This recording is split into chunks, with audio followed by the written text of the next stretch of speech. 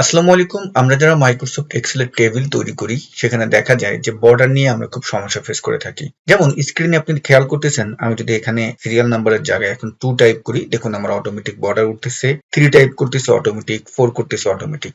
তা আমি এই যে যখন আমার প্রথম যে কলামটি থাকবে সেখানে ডাটা টাইপ করব, অটোমেটিক বর্ডার চলে আসবে। এটা মাইক্রোসফট এক্সেল এ কিভাবে করবেন? তো এজন্য আপনি যতটুকুন এরিয়ায় টেবিলটি ব্যবহার করতে চাচ্ছেন ততটুকুন সিলেক্ট করে নিবেন। তারপরে চলে যাবেন রিবন বার থেকে home menu, style group, conditional formatting এবং নিউ রুলে ক্লিক করবেন।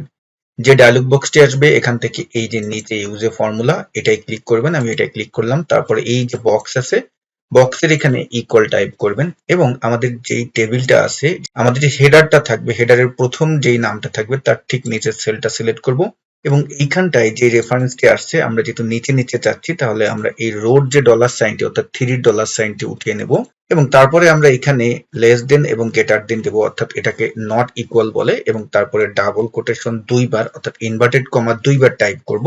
তারপরে ডান পাশে দেখতে পারবেন ফরম্যাট আছে, ফরম্যাটে গিয়ে আমরা এই যে বর্ডার যে মেনুটি আছে বর্ডারে আসবো এবং এখান থেকে আউটলাইনে ক্লিক করে তারপর আমরা ওকে দিয়ে দেবো, ওকে দিয়ে দেবো। এখন দেখুন আপনি সিরিয়াল নাম্বারের ঘরে যখন সিরিয়াল নাম্বার টাইপ করবেন অটোমেটিক কিন্তু আমাদের ডান পাশে কিন্তু বর্ডার হয়ে যাচ্ছে। তাই এটাকে অটো বর্ডার বলে, খুব সহজেই এটা কিন্তু আপনি তৈরি করতে পারবেন।